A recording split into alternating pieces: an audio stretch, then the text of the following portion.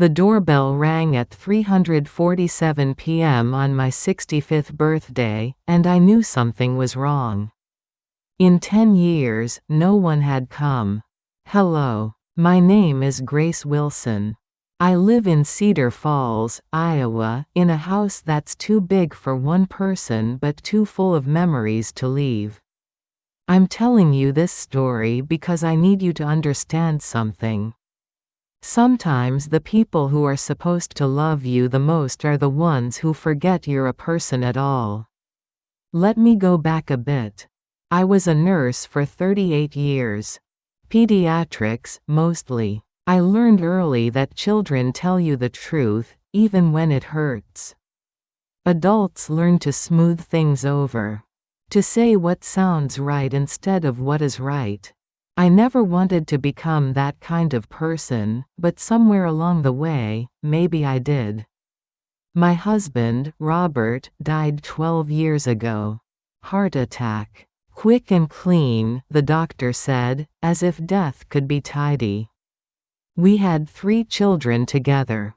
Michael, the oldest, who always needed to be the smartest person in the room.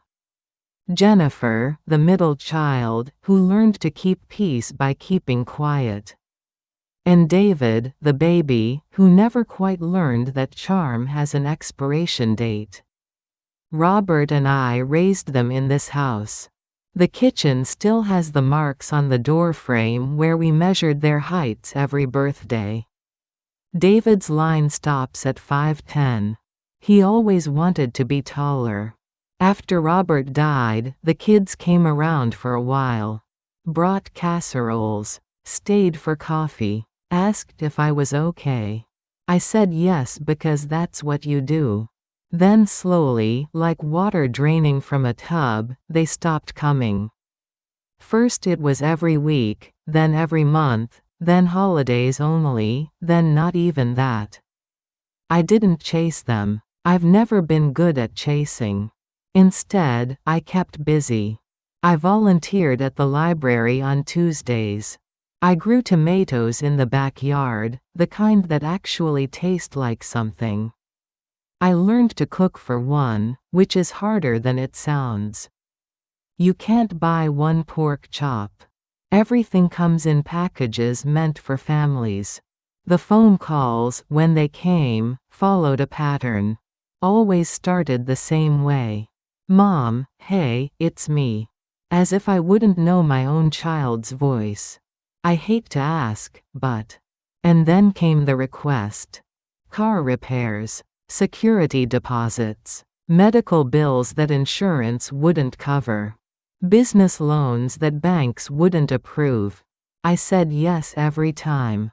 What else could I do?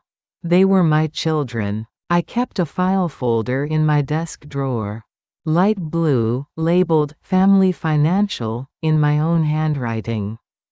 Inside were copies of every check I'd written, every transfer I'd made.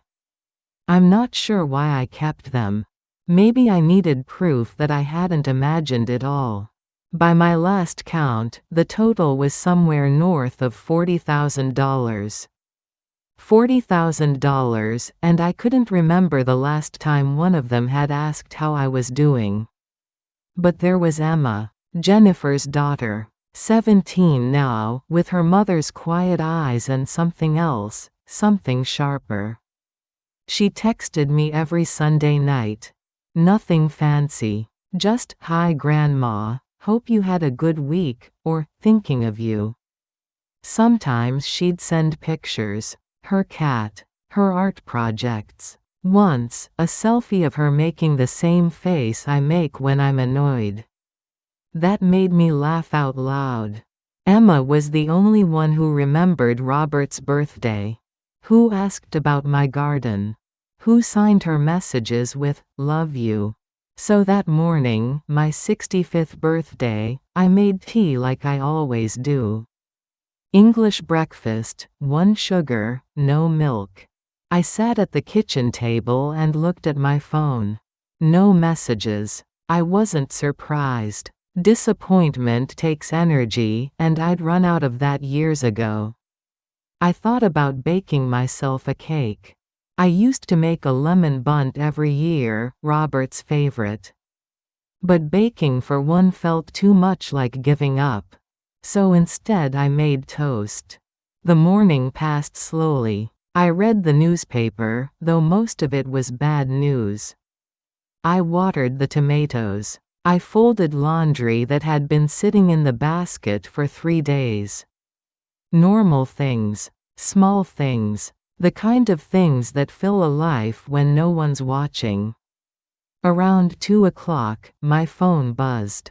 Emma. Happy birthday Grandma, wish I could be there. Love you so much. I typed back, thank you, sweetheart. Love you too. I meant it. At 3:47 p.m., the doorbell rang.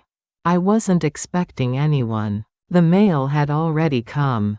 I don't get visitors. For a second, I wondered if I'd imagined it. Then it rang again. I walked to the door slowly. My knee's been bad since March. Through the frosted glass panel, I could see shapes. Multiple people. My stomach tightened. I opened the door. All 3 of them stood on my porch.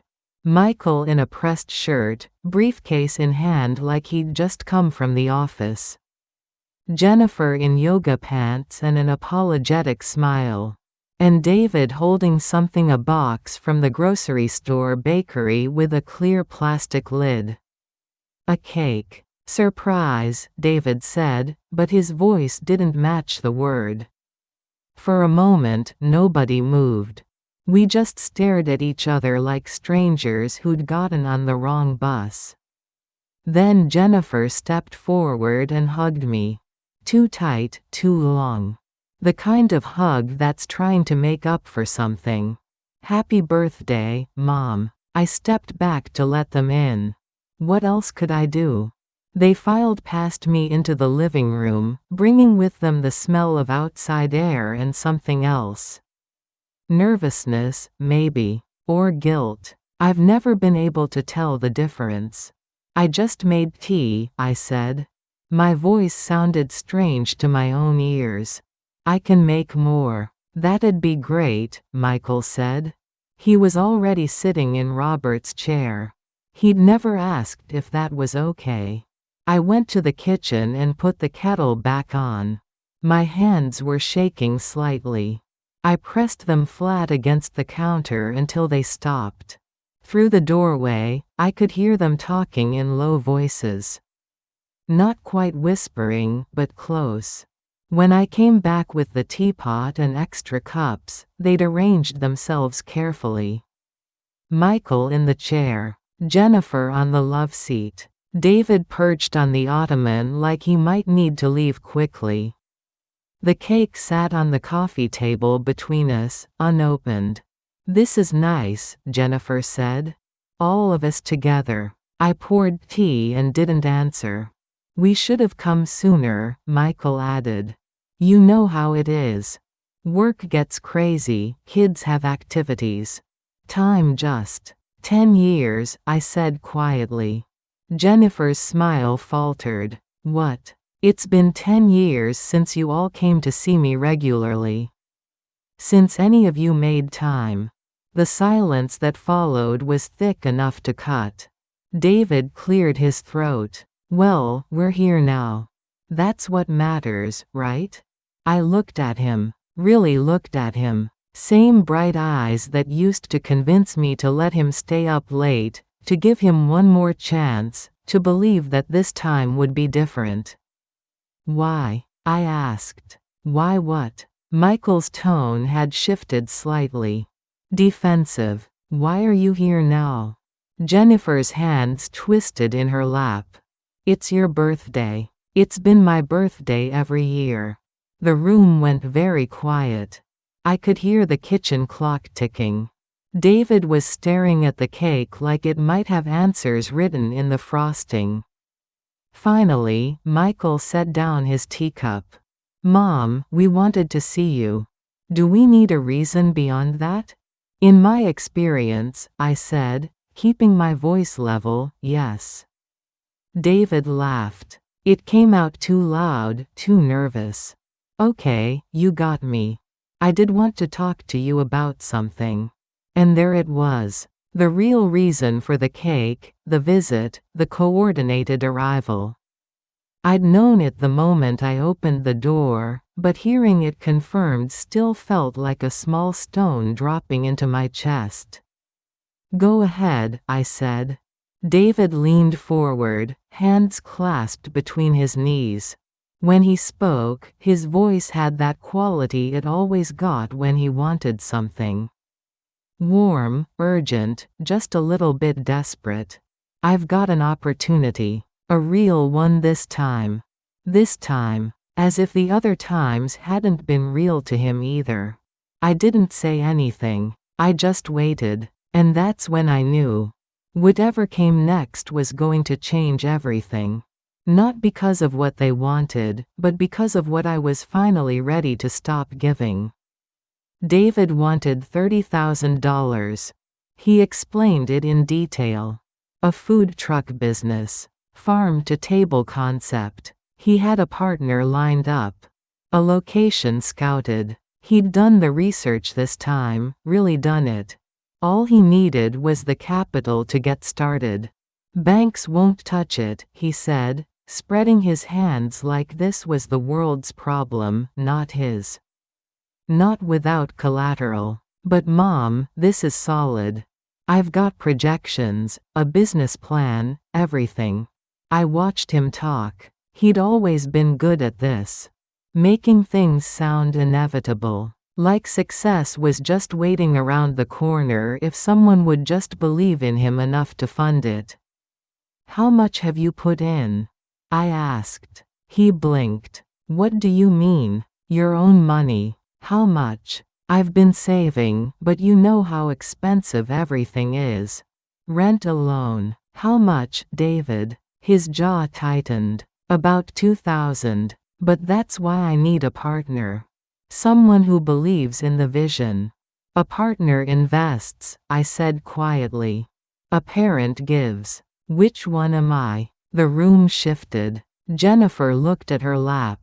Michael cleared his throat but said nothing. David's face did something complicated. Hurt, anger, confusion, all at once. I thought you'd want to help me. You always said family comes first. I did say that. So I'm wondering when I stopped being part of the family. Jennifer's head came up. Mom, that's not fair. Isn't it? I looked at her. When's the last time you called just to talk? I've been meaning to. Not meaning. When did you actually do it? She didn't answer. Michael stood up. He does that when he wants to take control of a situation. Makes himself bigger. Look, we're not here to fight. David made a request. You can say yes or no. Simple as that. You're right, I said. It is simple. They waited. All three of them leaning forward slightly, like I was about to announce lottery numbers. No. The word landed like something heavy. David's face went red. Seriously? Seriously. Mom, I wouldn't ask if it wasn't important. This could change my whole life. I know. That's what you said about the landscaping business.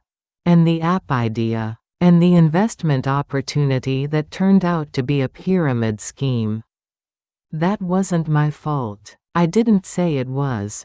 I'm saying I can't keep being the solution every time something doesn't work out. Michael stepped in. His voice had that lawyer tone now, reasonable and firm. Mom, we understand you're on a fixed income. But David's not asking for charity. He's asking for an investment.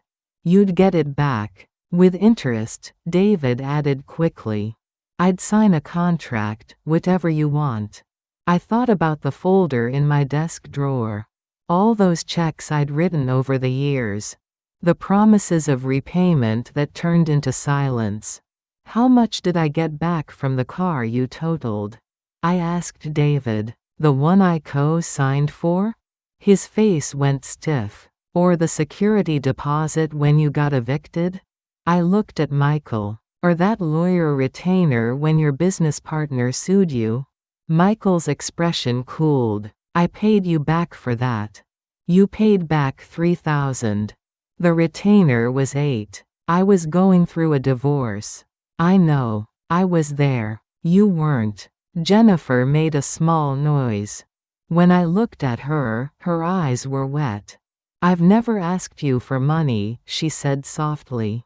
No. You just stopped visiting when I said I couldn't co-sign for your house. Her face crumpled. That's not why. Then why, Jennifer? Why did you stop bringing Emma around? Why did Sunday dinners turn into excuses? She opened her mouth, closed it, shook her head. The silence that followed felt like something breaking. David stood up. This is unbelievable. We come here, on your birthday, trying to include you in something important, and you throw the past in our faces? You came here to ask for money, I said. Not to celebrate my birthday. Not to see how I'm doing. To make a withdrawal. That's not fair, Jennifer whispered. Maybe not. But it's true. They left 20 minutes later. The cake stayed on my coffee table, unopened. Jennifer hugged me at the door, her face streaked with mascara. Michael just nodded stiffly. David didn't look at me at all. When the door closed, the house felt bigger than usual. I stood in the hallway for a while, listening to nothing. Then I went to my desk and pulled out the blue folder. I'd started it years ago, back when Robert was still alive. He'd suggested it. Just so we know where we stand, he'd said. I thought he was being paranoid. Now I understood he was being careful. I spread the contents across the dining room table. Check stubs, bank transfer confirmations, printouts of Venmo payments. Some of them I'd forgotten about. Small things, 100 here, 200 there. But mostly big things. Emergency loans, down payments, bail money, once, for David. I got a calculator and added it up. The first total seemed wrong, so I did it again. $43,862. I sat back in my chair and stared at that number. That was 2 years of nursing salary. That was a new roof, which I'd been putting off. That was the trip to Ireland Robert and I had always planned to take someday. Someday. I went through the pile again, looking for repayment records. I found 3. Michael's partial payment. A check from Jennifer for $500 with, for Mom, in the memo line. Nothing from David. Total repaid $3,700. The rest was just gone. Evaporated into their lives while mine got smaller. I thought about how I'd been eating the same rotation of cheap meals for months. How I'd stopped going to the movies because $12 seemed like too much. How I'd told Emma I couldn't help with her college fund because things were tight. Things weren't tight. I'd made them tight by giving everything away. My phone buzzed. David, I can't believe you embarrassed me like that in front of everyone. I thought you were different. I stared at the message for a long time. Then I turned my phone face down on the table. Different. He thought I was different. He meant easier, more convenient, more willing to be used. I picked up my tea. It had gone cold, but I drank it anyway. Outside, the sun was starting to set. The light came through the dining room window at an angle that made the whole room look golden and sad at the same time. Robert used to call this the honest hour, when everything showed its real colors. I looked at the pile of papers on my table. Years of yes. Years of putting everyone else first. Years of being the emergency fund, the backup plan, the place they came when nowhere else would take them. And for what? 10 years of silence. A grocery store cake. A request for more. I gathered up all the papers and put them back in the folder. But I didn't put the folder away. I left it sitting in the middle of the table where I could see it. Tomorrow, I decided, I was going to make some phone calls. The bank first. Then maybe a lawyer. Not because I was angry, though I was. But because I needed to understand something. How do you protect yourself from the people you love when they don't see you as a person anymore?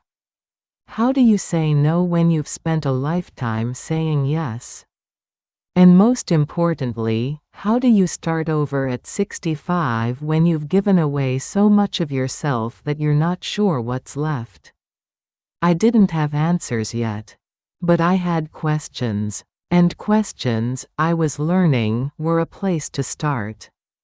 My subnada. Chapter 3 Lul Pipatolyasnio. Jijium Balo Jagshunghagesalabnada. Chapter 3 The line I drew. I didn't sleep that night. I sat at my dining room table with the blue folder open in front of me, watching the numbers blur and refocus. $43,862. Every time I blinked, the number was still there. Around 3 in the morning, I made a list. Not of what I'd given. I already had that. A list of what I was going to do. Call the bank. Find a lawyer. Change my will. Protect what's left. I stared at those 4 lines until the sun came up. At 9 o'clock sharp, I called First National. Asked to speak with someone about my accounts. They transferred me twice before I got to a manager named Helen Pritchard. She had one of those voices that sounds like she's smiling even when she's not. Mrs. Wilson, how can I help you today? I need to remove some people from my accounts. A pause. Authorized users? Yes. May I ask who? My children. All 3 of them. Another pause, longer this time. I see. And are they aware of this change? No. Mrs. Wilson, I have to ask, is everything all right? Are you being pressured or? I'm fine. I just need to manage my own money. She walked me through the process. It took 45 minutes. Forms to sign. Identity verification. Questions about whether I was sure, whether I understood the implications, whether anyone was coercing me. I'm very sure, I said. This should have been done years ago. When it was finished, she said something that surprised me. Good for you, Mrs. Wilson. I hope you don't mind me saying so.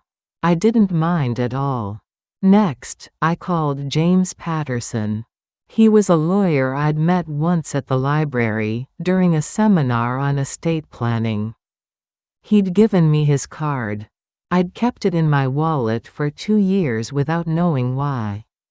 Now I knew. His secretary said he could see me that afternoon. 3 o'clock. I spent the time in between cleaning my house. Not because it was dirty, but because I needed something to do with my hands. I vacuumed. I dusted. I scrubbed the kitchen sink until it shined. At 2:30, I changed into a nice blouse and my good shoes.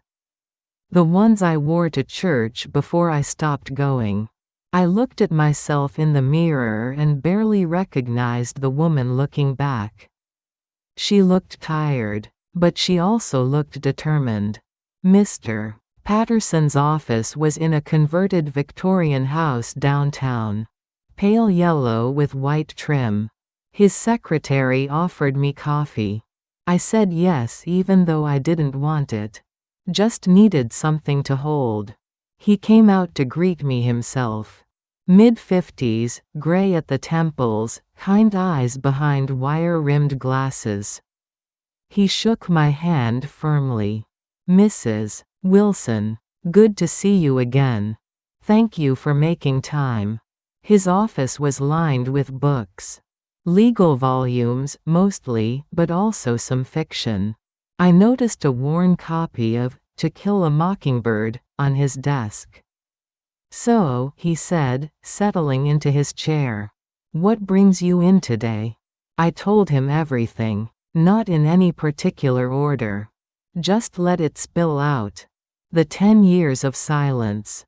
The birthday visit. The money. The conservatorship threat I sensed coming even though no one had said it out loud yet. He listened without interrupting. Took notes on a yellow legal pad. When I finished, he set down his pen and looked at me. "Mrs. Wilson, I'm going to be very direct with you. Is that all right? Please. What you're describing is financial abuse. It's common in families. More common than people think. And the fact that you're anticipating legal action from your children tells me you understand how serious this could get." Financial abuse. I'd never thought of it that way. "I want to protect myself," I said. "Legally. I want to make sure they can't." I stopped. Couldn't finish the sentence. "Can't take control," he finished for me. "I understand. Here's what I recommend." He outlined a plan. "First, update my will. Leave everything to Emma in a trust that would be managed by a neutral third party until she turned 25. Second, create a living will and healthcare directive naming Emma as my medical proxy, not my children. Third, document everything. Every text, every call, every interaction that showed I was of sound mind. If they try to pursue guardianship or conservatorship, we'll be ready," he said. "But Mrs. Wilson, I have to ask. Have you considered trying to resolve this with your family? Through mediation, perhaps?" "I tried for 10 years, I said. "They didn't notice." He nodded slowly. "Then let's make sure you're protected." We spent the next 2 hours going through paperwork. I signed so many documents my hand cramped. He explained each one carefully. Never rushed. Never made me feel stupid for asking questions. When we finished, he walked me to the door. "Mrs. Wilson, one more thing. I'd like you to see your doctor. Get a full cognitive assessment. Not because I think you need it, but because it's good to have on record. Documentation is your friend here." "I will. And call me if anything changes. If they threaten you, if they show up unannounced, if anything makes you uncomfortable. I want to know." I shook his hand. "Thank you. You're doing the right thing," he said. "I know it doesn't feel like it. But you are." I drove home slowly. Took the long way through downtown Cedar Falls. Past the library. Past the coffee shop Robert and I used to go to on Saturday mornings. Past the park where I'd pushed my children on swings 30 years ago. The town looked the same. But I felt different. When I got home, there was a text from David. "Mom, I'm sorry about yesterday. Can we talk?" I stared at it for a long time. Thought about all the times I'd responded immediately. All the times I'd made myself available the second they needed something. I turned off my phone. That evening, I made myself a proper dinner. Chicken breast, roasted potatoes, green beans. Set the table with the good plates. Poured myself a glass of water in a wine glass because why not? I ate slowly. Tasted everything. Didn't turn on the TV or scroll through my phone. Just sat with myself and the quiet. It wasn't lonely. It was peaceful. After dinner, I called Emma. "Grandma, I was just thinking about you. Good thoughts, I hope." "Always." I could hear her smiling. "How are you?" "I'm okay. I did something today." "What?" "I saw a lawyer. Changed my will." Silence. Then, Grandma, you didn't have to. I wanted to. Everything's going to you, sweetheart. In a trust. You'll get it when you turn 25. I don't care about the money. I know you don't. That's why you're getting it. She was quiet for a moment. Are they going to be mad? Probably. Are you scared? I thought about it. Really thought about it. No, I'm not scared anymore. Good. Because you shouldn't be. You're the bravest person I know. We talked for another hour. About her classes. About the boy she liked but wouldn't admit she liked. About her plans for college. Normal things. The kind of things grandmothers and granddaughters are supposed to talk about. When we hung up, I felt full. Not from dinner. From connection. Real connection. That night, I pulled out a notebook. Started writing down everything that had happened. Dates. Conversations. Amounts. Not for them. For me. So I could remember that I wasn't crazy. That this was real. On the last page, I wrote something different. I am not a bad mother for protecting myself. I am not cruel for having boundaries. I am not selfish for saying no. I am a person. I have always been a person. They just forgot to see me. I read it 3 times. Then I closed the notebook and went to bed. For the first time in 10 years, I slept through the night. The next morning, my phone was full of missed calls. Michael, Jennifer, David, all of them, multiple times. The bank must have notified them. Or maybe they tried to access the accounts and couldn't. Either way, they knew. I made my coffee, sat at the kitchen table, and one by one, I listened to the voicemails. Michael's was cold. Mom, we need to discuss what you did at the bank. This is unacceptable. Call me back immediately. Jennifer's was crying. Mom, please. I don't understand. Why would you do this? Just call me, please. David's was angry. I can't believe you'd stoop this low. After everything we've been through. After all the times you said you'd always be there for us. Call me back. Now. I deleted all 3 messages. Then I made myself breakfast. Scrambled eggs. Toast with butter. Orange juice in my favorite glass. I ate at the table, looking out the window at my tomato plants. They were doing well this year. Better than ever, actually. Sometimes, I thought, you have to prune things back so the good parts can grow. I finished my breakfast, washed my dishes, and got ready for whatever came next.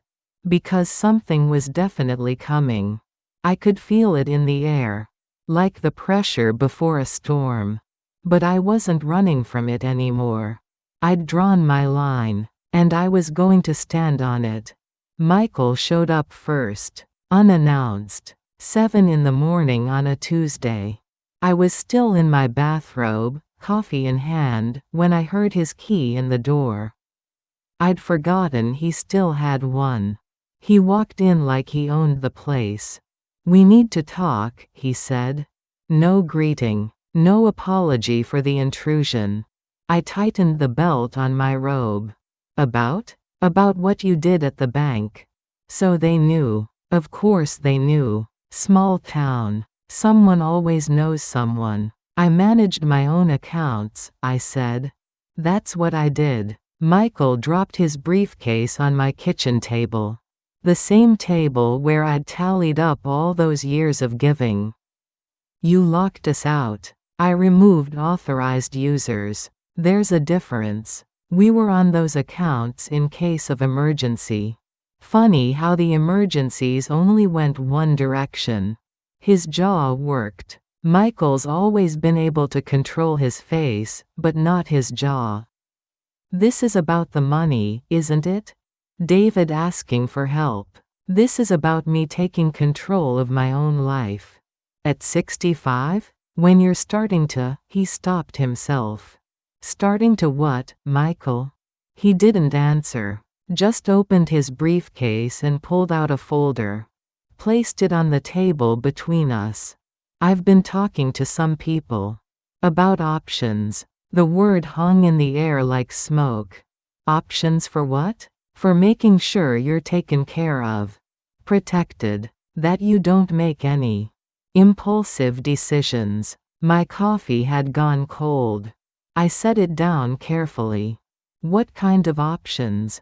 Power of attorney. A conservatorship if necessary. Just temporary, until I start giving you money again? His face flushed. That's not what this is about. Then what is it about? You're not thinking clearly, Mom. You're pushing away your own children over a misunderstanding. I counted $43,000. That's not a misunderstanding. That's a pattern. We're family. Family helps each other. Then where were you when I needed help? He blinked. When did you need help? After your father died. During my knee surgery. Every single birthday for the past 10 years. You never said you needed anything. I shouldn't have to say it, Michael. You should have asked. He stared at me like I was speaking a foreign language. Then he picked up his folder. I'm trying to protect you. From yourself. From making decisions you'll regret. The only thing I regret is not doing this sooner. He left without saying goodbye. The door closed hard enough to rattle the kitchen windows. I sat down. My hands were shaking. The phone rang an hour later. Jennifer. Mom, please. Can we just talk? About what Michael wants to do to me. Silence. Then, he's worried. We all are. Worried about me or worried about your inheritance?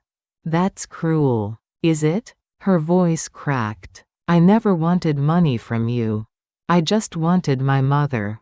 Something in my chest twisted. Then why did you disappear?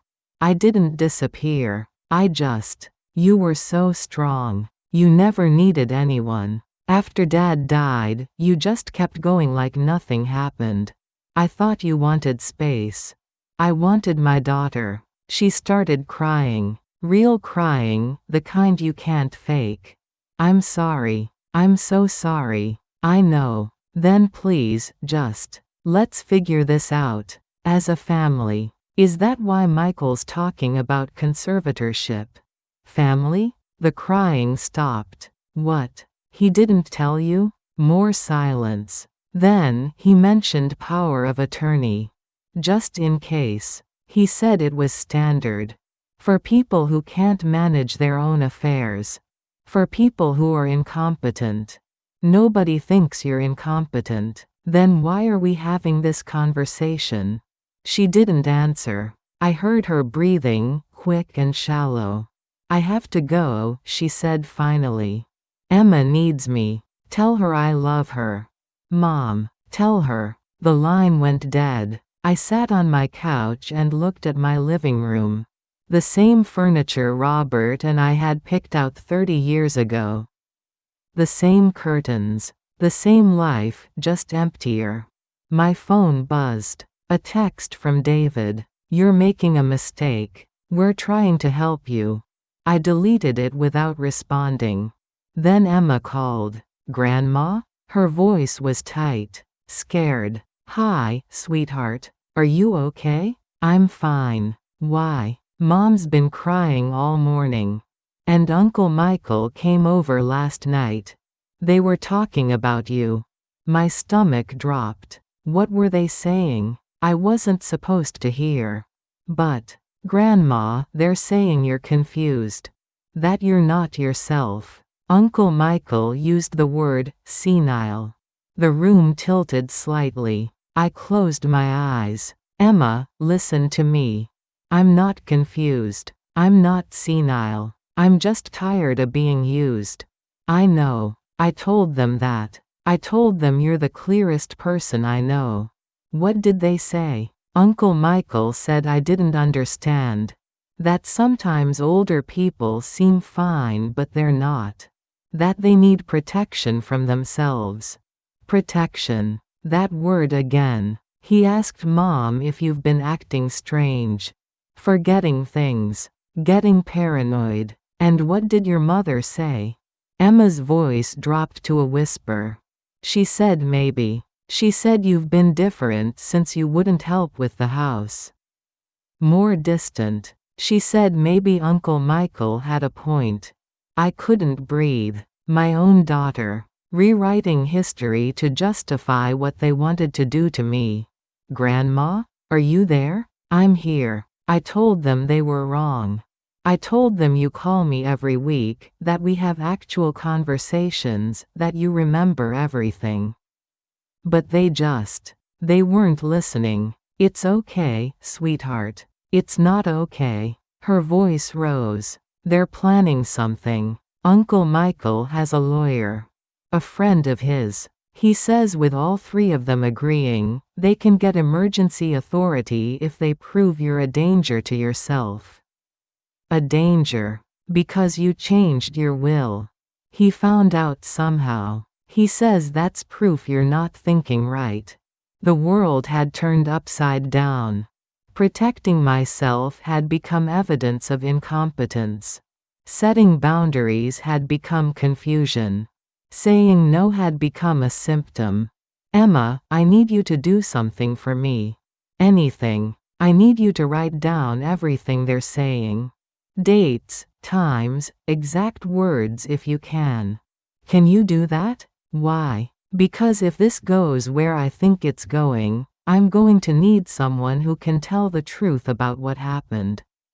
They're your kids. They wouldn't really. They're not seeing me as their mother anymore.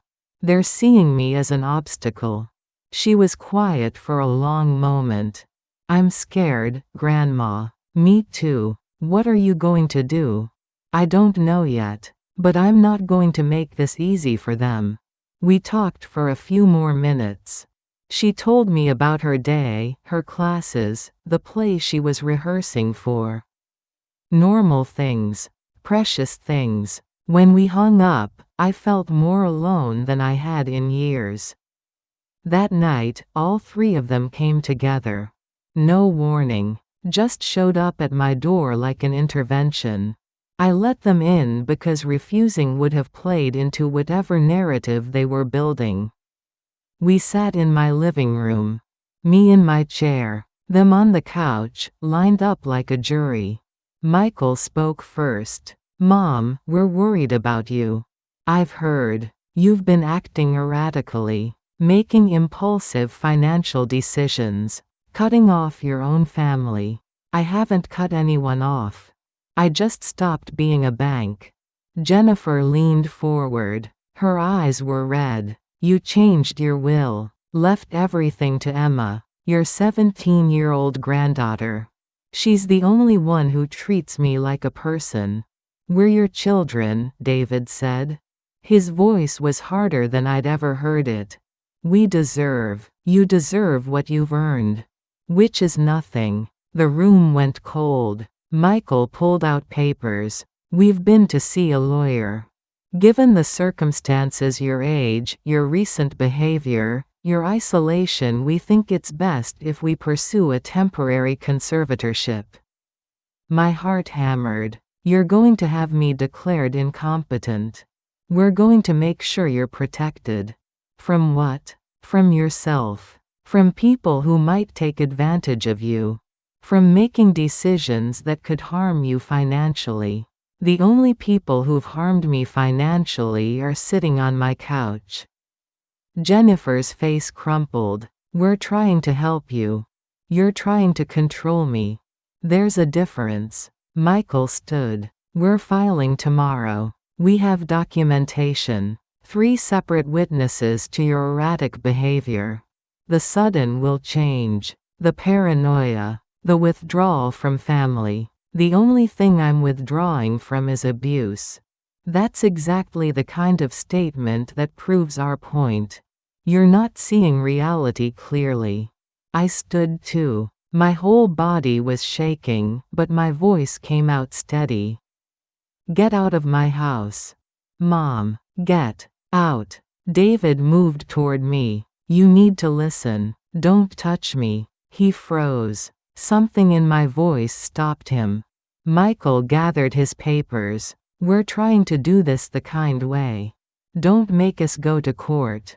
I'll see you there. They left. No hugs. No goodbyes. Just the sound of my door closing and 3 sets of footsteps walking away from me.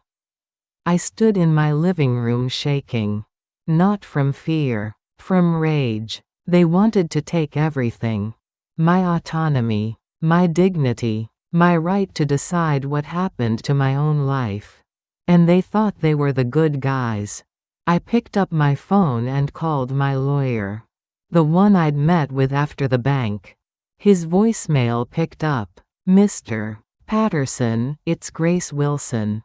They're coming after me. I need help. Please call me back. Then I called Emma. Grandma? I need you to come over tomorrow. Bring your mother if you can. I need witnesses. For what? For the fact that I'm not crazy. That I know exactly what I'm doing. That I'm not the one who needs protection. I'll be there. Emma? Yeah? Thank you for being on my side. Her voice broke. You're my grandma. I'll always be on your side.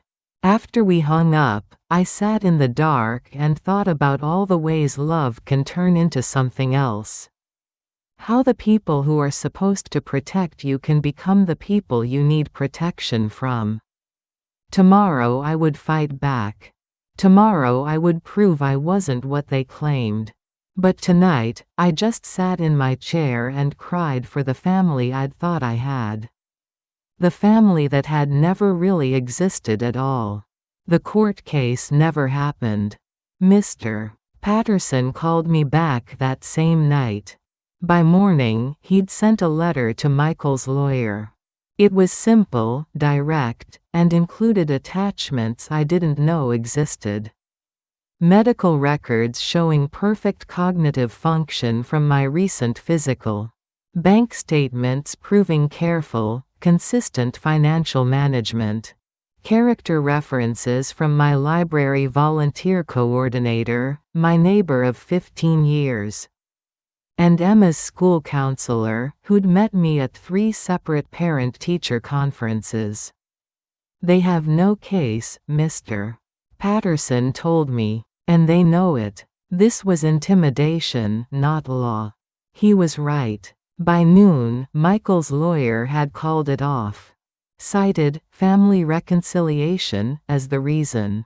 But I knew the real reason. They'd been caught. Their narrative had fallen apart before it began. I should have felt relieved. Instead, I felt hollow. Emma came over that afternoon like she'd promised. She brought flowers. Yellow daisies from the grocery store, still wrapped in plastic. She put them in the blue vase on my kitchen counter without asking where things were. She already knew. We sat at the table and drank tea. I told her everything. She listened the way young people do when they're really listening, leaning forward, eyes focused, not touching her phone once. When I finished, she reached across and took my hand. I'm sorry they did this to you. I'm sorry you had to see it. I'm not. Her grip tightened. I needed to see it. So I know what not to become. That's when I started crying. Not sad crying. Something else. Relief, maybe. Or gratitude that at least one person saw me clearly. Your mother called this morning, I said when I could speak again. Asked if we could talk. Are you going to? I don't know. Part of me wants to. Part of me knows better. Emma nodded. She's not a bad person, Grandma. She's just weak. She follows whoever's loudest. That's generous of you. It's true though. Uncle Michael talks, she listens. Uncle David cries, she caves. You went quiet, she forgot you existed.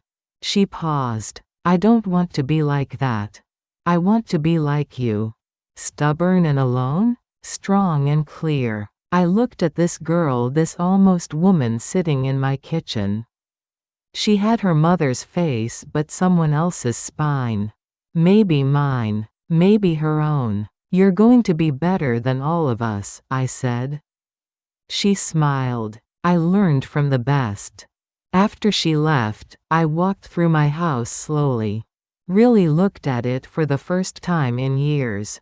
The worn spot on the carpet where Robert used to stand while watching the evening news. The height marks on the doorframe that stopped when the kids moved out. The empty spaces where family photos used to be before I took them down last week. I'd lived here for 37 years. Raised 3 children. Buried 1 husband. Survived one kind of loneliness.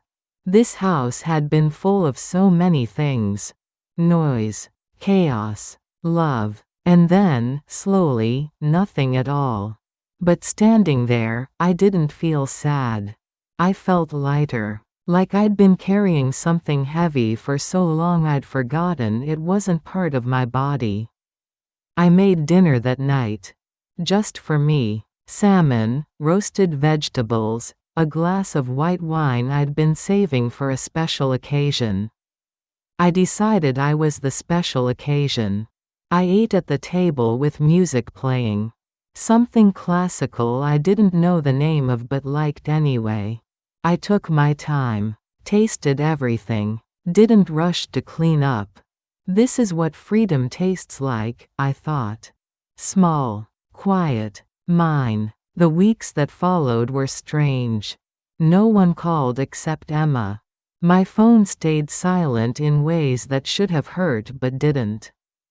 I went to the library on Tuesdays like always.